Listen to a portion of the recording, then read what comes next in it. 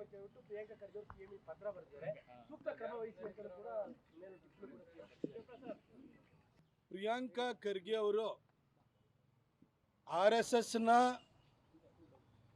ಪ್ರತಿನಿತ್ಯದ ಶಾಖೆಗಳಿರ್ಬೋದು, ಅವರೆಲ್ಲ ಚಟುವಟಿಕೆಗಳಿರ್ಬೋದು, ಅದನ್ನು ಸರ್ಕಾರಿ ಶಾಲೆಗಳ ಆವರಣ ಇರ್ಬೋದು, ಅನುದಾನಿತ ಶಾಲೆಗಳ ಆವರಣ ಇರ್ಬೋದು, ಸರ್ಕಾರಿ ಜಾಗಗಳಿರ್ಬೋದು, ಸರ್ಕಾರದ ಸ್ವಾಯತ್ತದಲ್ಲಿರುವಂಥ ಯಾವುದೇ ಸ್ಥಳಗಳಲ್ಲಿರ್ಬೋದು, ಎಲ್ಲೂ ಕೂಡ ಅವಕಾಶವನ್ನು ಕೊಡಬಾರ್ದು, ಅದಕ್ಕೆ ನಿಷೇಧವನ್ನು ಹೇರಬೇಕು ಅಂತ ಪತ್ರವನ್ನು ಬರೆದಿದ್ದಾರೆ. ಅದಕ್ಕೆ ಮುಖ್ಯಮಂತ್ರಿಗಳು ಕೂಡ ಸಹಜವಾಗಿ ಪೂರಕವಾಗಿ ಸ್ಪಂದಿಸಿ ಕ್ರಮ ಜರುಗಿಸಿ ಅಂತ ಹೇಳಿದ್ದಾರೆ. ನನ್ನೇನು ಟ್ವಿಟರ್ನಲ್ಲಿ ಭಾಳ ಸೀರೀಸ್ ಆಫ್ ಟ್ವೀಟ್ಗಳನ್ನು ಮಾಡಿ RSS 2002ಕ್ಕಿಂತ ಮೊದಲು ತನ್ನ ಮುಖ್ಯ ಕಚೇರಿಯ ಮೇಲೆ ಭಾರತದ ತ್ರಿವರ್ಣ ಧ್ವಜವನ್ನು ಹಾರಿಸಿತ್ತ ಅಂತಲೂ ಕೂಡ ಪ್ರಿಯಾಂಕಾ ಖರ್ಗೆ ಅವರು ಹೇಳ್ತಾನೆ ಇದ್ದಾರೆ. ಅವರಲ್ಲಿ ಟ್ವೀಟ್ಗಳು ಒಂದ್ರ ಹಿಂದೆ ಒಂದು ಬರ್ತಾನೆ ಇದ್ದಾವೆ. ಈ ಮೂರು ತಿಂಗಳಿಗೆ ಒಂದು ಸರಿ RSSನ ಬೈಯುವಂಥದ್ದು ಈ ಪ್ರಿಯಾಂಕಾ ಖರ್ಗೆ ಅವರಿಗೆ ತಮ್ಮ ಅಸ್ತಿತ್ವವನ್ನು ಸಾಬೀತುಪಡಿಸಿಕೊಳ್ಳುವಂತಹ ಒಂದು ಅಭ್ಯಾಸ ಆಗೋಗ್ಬಿಟ್ಟಿದೆ. ಆದರೆ ಪ್ರಿಯಾಂಕಾ ಖರ್ಗೆ ಅವರ ಈ ಒಂದು ಹುಚ್ಚು, ಈ ಗೀಳು, ಈ ಚಾಳಿ ಇದೆಯಲ್ಲ, ಇದಕ್ಕೆ ಖಂಡಿತ ಯಾವುದೇ ಮದ್ದಿಲ್ಲ, ಇದಕ್ಕೆ ಏನು ಯಾರು ಚಿಕಿತ್ಸೆ ಕೊಡೋಕ್ಕಾಗಲ್ಲ. ಇದು ಅನಿಸ್ಬಿಟ್ಟಿದೆ ನನಗಂತೂ. ಯಾಕಂದರೆ ಆ ವ್ಯಕ್ತಿಯ ಎಲ್ಲ ಟ್ವೀಟ್ಗಳಿರ್ಬೋದು, ಆತನ ಹೇಳಿಕೆ ಇರ್ಬೋದು, ಪ್ರತಿಯೊಂದಕ್ಕೂ ಕೂಡ ಕೌಂಟ್ರ್ ಕೊಟ್ಟು ನಮಗೂ ಸುಸ್ತಾಗೋಗ್ಬಿಟ್ಟಿದೆ. ಯಾಕೆಂತಂದರೆ ಆ ವ್ಯಕ್ತಿಗೆ ಒಂಥರ MMI ಮೇಲೆ ಮಳೆ ಹುಯ್ದಂಗೆ ಆಗೋಗಿದೆ. ಅದೇನೋದು ಹೀರ್ಕೊಳ್ಳಲ್ಲ ನೋಡಿ.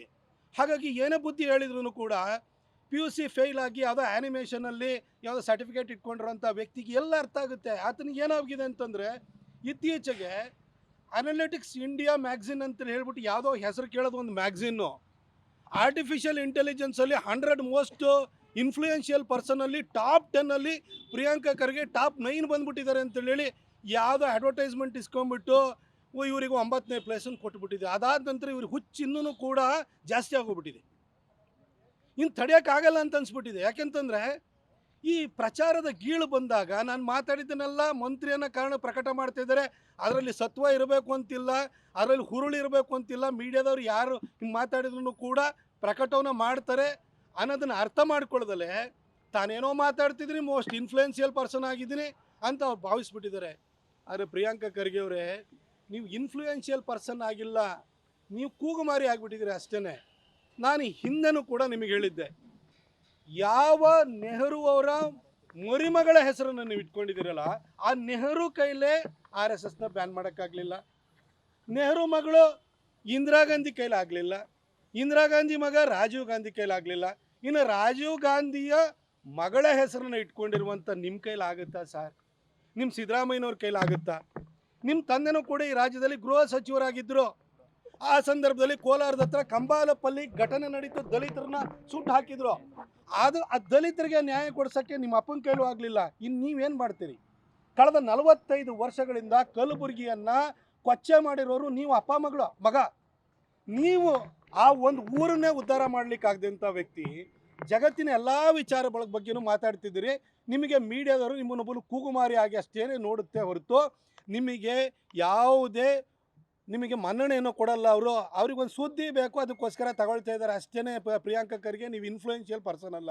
ಆದರೆ ನಾನು ನಿಮಗೆ ಹೇಳ್ತೀನಿ, ನೀವು ಯಾವಾಗಲೂ ಕೂಡ ಅಂಬೇಡ್ಕರ್ ಸಂವಿಧಾನ, ಈ ಕಾನೂನು ಸುವ್ಯವಸ್ಥೆ ಎಲ್ಲ ಬಾಬಾ ಸಾಹೇಬರು ಎಲ್ಲರ ಬಗ್ಗೆ ಮಾತಾಡ್ತಿರಲ್ಲ ಪ್ರಿಯಾಂಕಾ ಖರ್ಗೆ.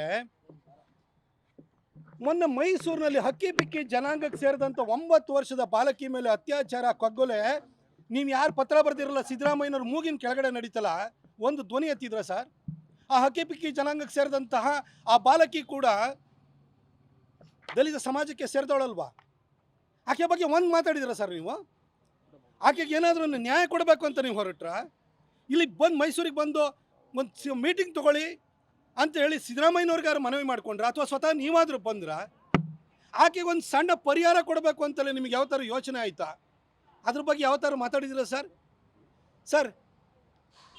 ಆಕೆಯ ಕುಟುಂಬ ಗುಲ್ಬರ್ಗದಲ್ಲಿರೋರು ಹಬ್ಬ ಹರಿದಿನ ಬಂತು ಅಂದರೆ ಮುಂಬೈಗೆ ಹೋಗ್ತಾರಂತೆ, ಡೆಲ್ಲಿಗೆ ಹೋಗ್ತಾರಂತೆ, ನಾರ್ತ್ ಇಂಡಿಯಾಕ್ಕೆ ಹೋಗ್ತಾರಂತೆ, ದಸರಾ ಬಂತು ಅಂದರೆ ಮೈಸೂರಿಗೆ ಹೋಗ್ತಾರಂತೆ. ನಮ್ಮ ಕೈಲಿ ಆಧಾರ್ ಕಾರ್ಡ್ ಇಲ್ಲ ಅಂತೇಳಿ ಹೇಳ್ತಾ ಇದ್ದಾರೆ ಆಕೆಯ ಕುಟುಂಬದವರು. ಸರ್ ಒಂದು ದಿನನಾದರೂ ತಿರುಗಿ ನೋಡಿದ್ರೆ ಸರ್ ಅವರಿಗೆ ನಿಮ್ಮ ಕ್ಷೇತ್ರದಲ್ಲಿರೋರಿಗೆ ಆಧಾರ್ ಕೊಡೋದಕ್ಕೂ ನಿಮ್ಮ ಹತ್ರ ಯೋಗ್ಯತೆ ಇಲ್ಲ.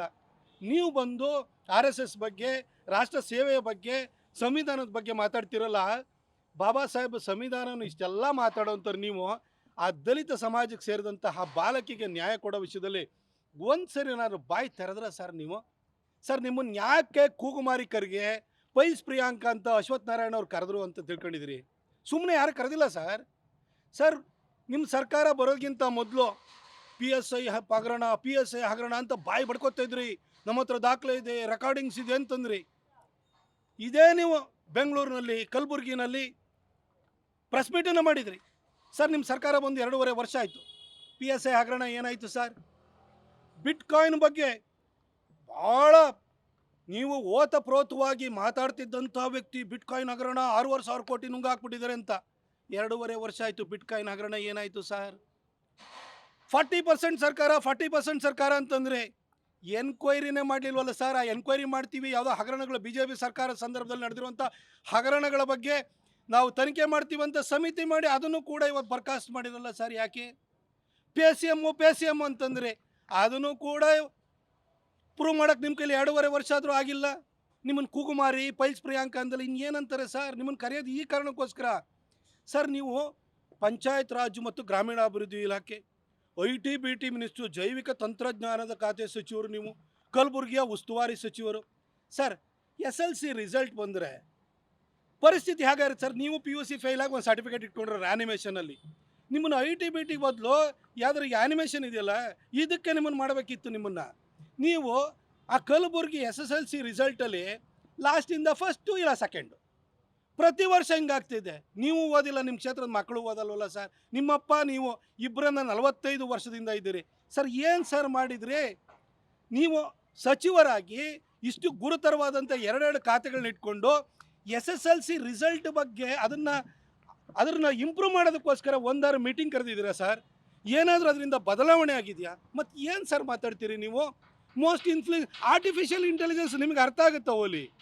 ಅದು ಯಾವುದೋ ಅವರು ಮ್ಯಾಗ್ಝಿನ್ ಅವರಿಗೆ ಅಡ್ವರ್ಟೈಸ್ಮೆಂಟ್ ಕೊಟ್ಬಿಟ್ಟು ನೀವು ಅಲ್ಲಿ ಒಂದು 9ನೇ ಪ್ಲೇಸ್ ಬಂದಿದೆ ಮೋಸ್ಟ್ ಇನ್ಫ್ಲೂಯೆನ್ಷಿಯಲ್ ಪರ್ಸನ್ ಅಂತೇಳಿ ನಮ್ಮ ಮಾದೇವಪ್ಪ ಸರ್ ಅಲ್ಲಿ ಬುಕ್ಕೆ ಕೊಡ್ತಾರೆ. ಭಾಳ ಖುಷಿಯಿಂದ ತೊಳ್ತೀರಿ ಸರ್. ನಿಮ್ಮನ್ನೇ ನೋಡಿ, ಪ್ರಭಾವ ಬೀರೋದಕ್ಕೂ ಕರ್ಕಶವಾಗಿ ಶಬ್ದ ಮಾಡೋದಕ್ಕೂ ಬಹಳ ವ್ಯತ್ಯಾಸ ಇದೆ. ನೀವು ಕರ್ಕಶವಾದಂತಹ ಶಬ್ದವನ್ನು, ಧ್ವನಿಯನ್ನು ಮಾಡ್ತಾ ಇರುವಂತಹ ವ್ಯಕ್ತಿ. ಅಷ್ಟು ಬಿಟ್ಟರೆ ನೀವು ಇನ್ಫ್ಲೂಯೆನ್ಷಿಯಲ್ ಪರ್ಸನ್ ಅಲ್ಲ ಸರ್. ಜೊತೆಗೆ ನೀವು ಎಲ್ಲ ವಿಷಯದ ಮೊನ್ನೆ ಟ್ಯಾಕ್ಸ್ ಡೆವಲ್ಯೂಷನ್ ಬಗ್ಗೆ ಮಾತಾಡ್ತಿದ್ರಿ. 14th finance commission, 15th finance ಕಮಿಷನಲ್ಲಿ ಕರ್ನಾಟಕಕ್ಕೆ ಇವಾಗ 3,500 ಕೋಟಿ ಬಂದಿದೆ, ಉತ್ತರ ಪ್ರದೇಶಕ್ಕೆ 18,000 ಕೋಟಿಗೆ ಬಂದಿದೆ ಅಂತ ನೀವು ಆ ಒಬ್ಬ ಲಾಡು, ಆ ಒಂದು ಹಳಸೋಗಿರೋ ಲಾಡು, ಅವರಿಬ್ಬರು ಕೂತ್ಕೊಂಡು ಮಾತಾಡ್ತಾನೆ ಇರ್ತಿರಲ್ಲ. ಟ್ಯಾಕ್ಸ್ ಡೆವಲ್ಯೂಷನ್ನ ನಾವು ಕರ್ನಾಟಕದಿಂದಲೂ ಕೂಡ ಫೈನಾನ್ಸ್ ಏನೋ ಕಮಿಷನ್ ಇದೆ, ಅದಕ್ಕೆ ನಮ್ಮ ಕರ್ನಾಟಕ ರೆಪ್ರೆಸೆಂಟೇಟಿವ್ ಇರ್ತಾರೆ, ಕರ್ನಾಟಕದಲ್ಲಿ ಮೀಟಿಂಗ್ಗಳು ಮಾಡ್ತಾರೆ. ಆಯಿತು, ಆ 15th ಫೈನಾನ್ಸ್ ಕಮಿಷನ್ದು ಆ ಮೀಟಿಂಗ್ ಆದಾಗ ಫಂಡನ್ನು ಯಾವ ಆಧಾರದ ಮೇಲೆ ಅಲೋಕೇಟ್ ಮಾಡಬೇಕು ಅಂತ ಹೋದಾಗ ಅದು ಪಾಪ್ಯುಲೇಷನ್ ಆಧಾರದ ಮೇಲೆ, ಬ್ಯಾಕ್ವರ್ಡ್ನೆಸ್ನ ಆಧಾರದ ಮೇಲೆ, ಅಂದರೆ ಹಿಂದುಳಿವಿಕೆ, ಇದು ಜನಸಂಖ್ಯೆ ಆಧಾರದ ಮೇಲೆ ಅಲಾಟ್ ಮಾಡ್ತೀವಿ ಅಂದಾಗ ಅಲ್ಲಿ ಧ್ವನಿ ಎತ್ತಬೇಕು ನೀವು. ಉತ್ತರ ಪ್ರದೇಶದ ಜನಸಂಖ್ಯೆ ಜಾಸ್ತಿ ಇದೆ, ಹಿಂದುಳಿವಿಕೆ ಜಾಸ್ತಿ ಇದೆ, ಈಗ ಅಭಿವೃದ್ಧಿ ಹೊಂದ್ತಾ ಇರೋದು, ಹಾಗಾಗಿ ಆ ರಾಜ್ಯಗಳಿಗೆ ಜಾಸ್ತಿ ಸಿಗುತ್ತೆ. ಇದು ಗೊತ್ತಿದ್ರೂ ಕೂಡ ಇಲ್ಲಿ ಬಂದು ಪಪ್ಪೆ ಹೊಡಿತೀರಿ. ಕರ್ನಾಟಕನೇ ಮಾಡಿದ್ರು ಯಾವನಿಗೂ ಗೊತ್ತಿಲ್ಲ ಅಂತ ತಿಳಿದಿದ್ದೀರಾ?